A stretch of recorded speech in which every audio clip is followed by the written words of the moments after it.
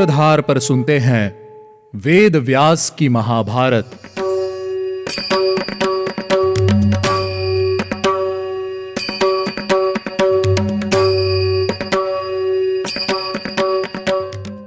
Hello listeners, स्वागत है आप सभी का वेद व्यास की महाभारत के तीसरे एपिसोड में। और मैं हूं आपके साथ आपकी सूत्रधार मान्या शर्मा। आज का एपिसोड शुरू करने से पहले मैं आपको बताऊंगी कि आज के इस एपिसोड में क्या खास होने वाला है।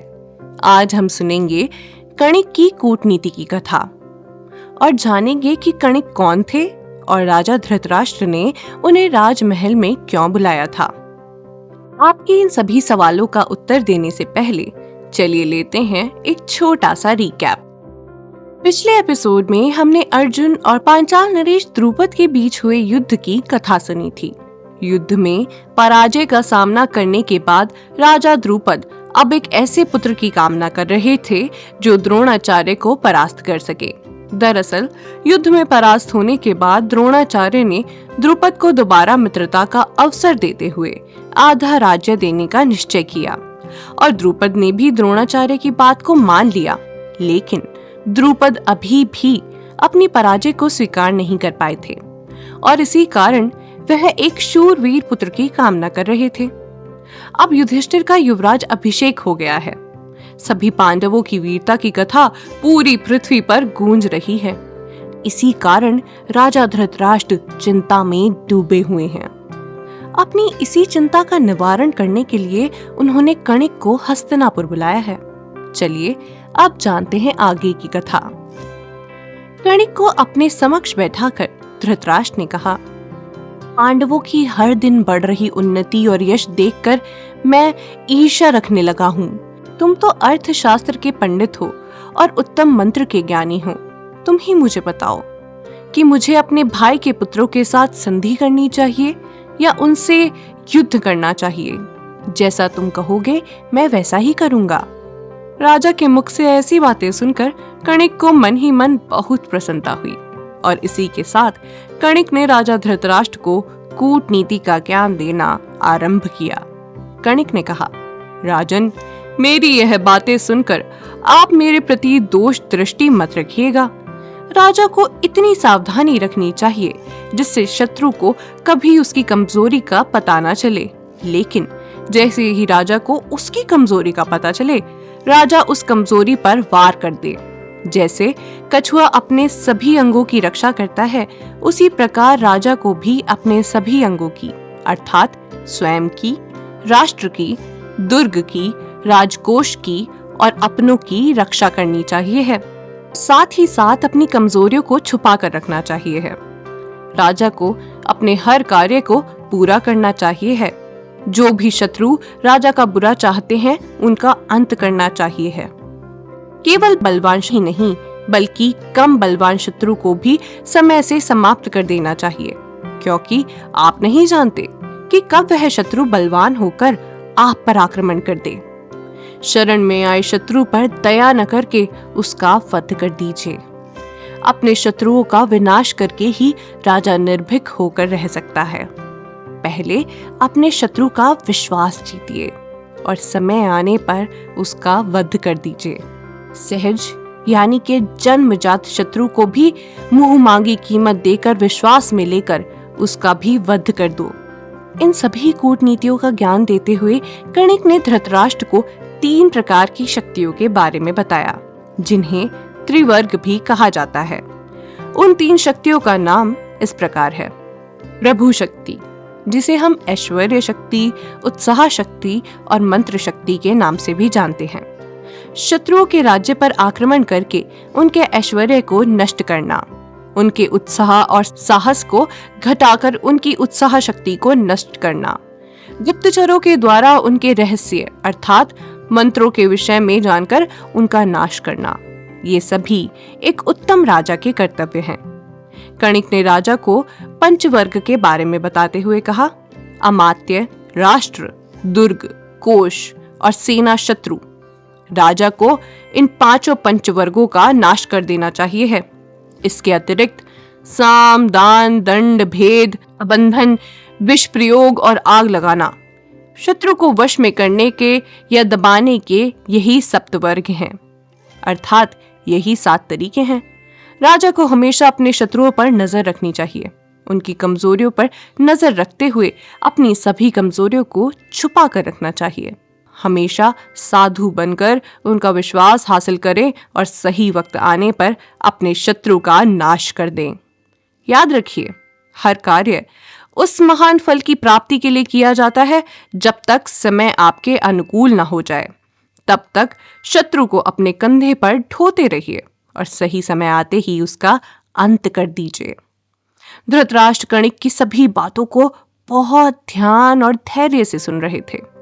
उन्होंने कणिक से पूछा, कणिक, साम, दान, दंड, भेद, इन सभी के द्वारा शत्रु का नाश कैसे किया जाता है? मुझे विस्तार से बताइए। कणिक ने कहा, महाराज, इस विषय को और गहराई से समझने के लिए मैं आपको एक गीदड़ की कथा सुनाता हूँ। एक बड़े घने जंगल में एक बहुत शातिर, स्वार्थी और बुद्धिमान गीदड़ रहता था। उस गीदड़ के 4 मित्र थे, चूहा, बाघ, भेड़िया और नेवला।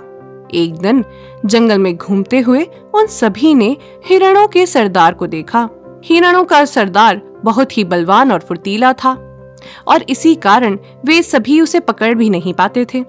एक दिन चालाक गीदड़ ने सलाह करके कुछ विचार करते हुए अपने मित्रों से कहा, भाई बाघ, तुमने इस हिरण को मारने के, पकड़ने के न जाने कितने ही असफल प्रयास किए हैं, लेकिन हमेशा असफल ही रहे हो, क्योंकि हिरण दौड़ने में तुमसे ज्यादा फुर्तीला और बुद्धिमान है। लेकिन मेरे पास एक ऐसा उपाय है जिससे हम उस हिरण को आसानी से पकड़ सकते हैं। गीदड़ ने कहा, जब यह हिरण सो रहा होगा तब चूहा जाकर उसके पैर कुतर देगा। कुतरे हुए पैरों से हिरण भाग नहीं पाएगा और तुम आसानी से उसे पकड़ लोगे। सभी को गीदड़ का सुझाव बहुत अच्छा लगा और सबने उसके कहे अनुसार ही कार्य करना भी शुरू कर दिया। चूहे ने सोते हुए हिरण के पैर कुतर दिए और बाघ ने मौके का लाभ उठाकर हिरण को मार दिया। मृत हिरण को देखकर गीदड़ ने कहा, आप सभी स्नान करके आइए, इतने तक मैं इसकी रखवाली करता हूँ। गीदड़ की बात मानकर सभी स्नान करने चले गए। दूसरी ओर गीदड़ चिंता में डूबा हुआ कुछ विचार करने लगा। इतने में ही बाघ स्नान करके अपने शिकार को खाने के लिए वापस लौट आया। बाघ ने गीदड़ को चिंतित देखकर उसकी चिंता का कारण पूछा। गीदड़ ने कहा, भाई बाघ, चूहे ने जो मुझसे कहा वह तुम ध्यान से सुनो। चूहे ने मुझसे कहा कि इस हिरण को तुम केवल उसके कारण मार पाए हो। साथ ही साथ उसने कहा, तुम्हारे बल पर धिक्कार है, असल में तो मृग को मैंने मारा है। उसकी बातें सुनकर मुझे इस हिरण को खाने में अच्छा नहीं लग रहा है। गीदड़ की बातें सुनकर बाघ ने कहा, अगर ऐसी ही बात है तो उसने मेरी आंखें खोल दी। आज से मैं केवल अपने बल से मारे हुए जीव जंतुओं को ही खाया करूंगा। ऐसा कहकर बाघ वहां से चला गया। बाघ के जाते ही चूहा भी वहां आ पहुंचा। चूहे को आता देखकर गीदड़ ने कहा, भाई चूहे, नेवले ने मुझसे कुछ कहा है, तुम मेरी बात ध्यान से सुनो। नेवले ने कहा कि बाघ के काटने से यह हिरण जहरीला हो गया है। मैं तो इसे खाऊंगा नहीं। मैं सोच रहा हूँ आज मैं चूहे को खाकर अपना पेट भर लूं। यह बात सुनते ही चूहा दुम दबाकर अपने बिल में घुस गया। अब भेड़िया भी स्नान करके भोजन करने आ पहुंचा। गीदड़ ने भेड़िए से कहा, भाई, आज तो तुम्हारी खैर नहीं है। बाघ बाघिन को लेकर तुम्हारा ही शिकार करने के लिए आ रहा है। अब तुम्हें जो उचित लगे वही करो। गीदड़ की बातें सुनते ही भेड़िया दुम दबाकर वहां से भाग खड़ा हुआ। अब बारी थी नेवले की। नेवले को आता देखकर गीदड़ ने कहा, ओ नेवले, मैंने अपने बाहुबल से बाघ, भेड़िए, चूहे सभी को हरा दिया है। तुझ में हिम्मत है तो मुझे हरा और उसके बाद ही अपनी इच्छा अनुसार मांस खा। नेवले ने कहा, जब बाघ, भेड़िया और बुद्धिमान चूहा कोई भी तुम्हारे आगे नहीं टिका तो भला मैं तुमसे कैसे जीत सकता हूँ। ऐसा कहकर नेवला भी वहां से चला गया। इस तरह गीदड़ की युक्ति सफल हुई और उसने अकेले ही उस शिकार को खाया। राजन, ऐसे ही आचरण रखने वाले राजा सदा सुखी रहते हैं और उन्नति को प्राप्त होते हैं। अपने से कमजोर को समाप्त कर दें और बलशाली को हाथ जोड़कर वश में कर लें। अब मेरी दूसरी बात सुनिए। पुत्र, मित्र, भाई, पति और गुरु कोई भी आपके सामने क्यों ना हो, यदि वह शत्रु पक्ष में है तो वैभव चाहने वाले राजा को उन्हें अवश्य मार देना चाहिए है। सौगंध खाकर, धन देकर या जहर देकर या धोखा देकर किसी भी कूटनीति से अपने शत्रु को समाप्त कर देना चाहिए है। यदि कभी गुरु भी घमंड से भरकर अपने कर्तव्यों को भूल जाए तो वह भी दंड का भागी होता है। अगर राजा के मन में किसी के लिए क्रोध भी है तो उस क्रोध को छुपाकर मुस्कुराएं। कभी भी क्रोध में किसी का अपमान नहीं करना चाहिए है। शत्रु पर प्रहार करने से पहले और करते समय उससे मीठे वचन बोलने चाहिए हैं। शत्रु को मारकर भी उसके प्रति दया भाव दिखाते हुए आंसू बहाएं। शत्रु के मन में भी अपने लिए विश्वास उत्पन्न करें और सही समय आते ही उस पर प्रहार करें और उसका वध कर दें। धर्म का ढोंग करने से आपके सभी पाप ऐसे ढक जाते हैं जैसे पर्वत काले बादलों की घटा से ढक जाते हैं। जिसे शीघ्र ही मारने की इच्छा हो उसके घर में आग लगा दें। गरीब, धनहीन और चोरों को भी अपने राज्य में न रहने दें। अपने शत्रु को पता न चलने दें कि वह आपका शत्रु है और वक्त आने पर सर्प की भांति अपने शत्रु पर प्रहार करें और उसे समाप्त कर दें। जो विश्वास पात्र नहीं है उस पर कभी विश्वास न करें और विश्वास पात्र पर भी जरूरत से ज्यादा विश्वास ना करें। अपने गुप्तचर भी बहुत देखभाल कर रखें। राजा को बातचीत में अत्यंत विनयशील होना चाहिए है, क्योंकि राजा को अपने हृदय को छुरे की तरह तीखा और तेज रखना चाहिए है। अपनी मनोदशा कभी भी किसी को पता न चलने दें। अर्थ, धर्म और काम, इन 3 प्रकार के पुरुषार्थ वाले व्यक्ति को 3 बाधाओं का सामना करना पड़ता है और साथ ही उन्हें 3 प्रकार के फल भी मिलते हैं। इनके बारे में मैं आपको विस्तार से समझाता हूँ। धर्म का फल है अर्थ, काम का फल है भोग, अर्थ का फल है धर्म का सेवन और भोग की प्राप्ति, और काम का फल है इंद्रिय तृप्ति अर्थात इंद्रियों की तृप्ति। इन तीनों से उत्पन्न हुई बाधाओं से बचकर इन सभी का सामंजस्य जीवन में बनाए रखना चाहिए है। इसी प्रकार कणिक ने राजा धृतराष्ट्र को कूटनीति पर और उपदेश दिया और अंत में कहा, राजन, आप भी इसी नीति का पालन करके पांडवों और अपने शत्रुओं के साथ बताए गए बर्ताव को अपनाएं। आप पांडु के पुत्रों से अपनी रक्षा करें। आपके भतीजे बहुत बलवान हैं, इसीलिए आप ऐसी नीति काम में लाइए जिससे आगे चलकर आपका भला हो और आपके शत्रुओं का नाश हो। ऐसा कहकर कणिक अपने घर चले गए और राजा धृतराष्ट्र शोक में डूबे हुए व्याकुल हो गए। आखिर अब राजा धृतराष्ट्र क्या करेंगे? क्या पांडवों की बढ़ती कीर्ति को देखकर धृतराष्ट्र पांडवों को भी अपना शत्रु मान लेंगे? ये जानने के लिए आपको लौटना होगा हमारे अगले एपिसोड में। उम्मीद है आपको हमारा यह एपिसोड पसंद आया होगा।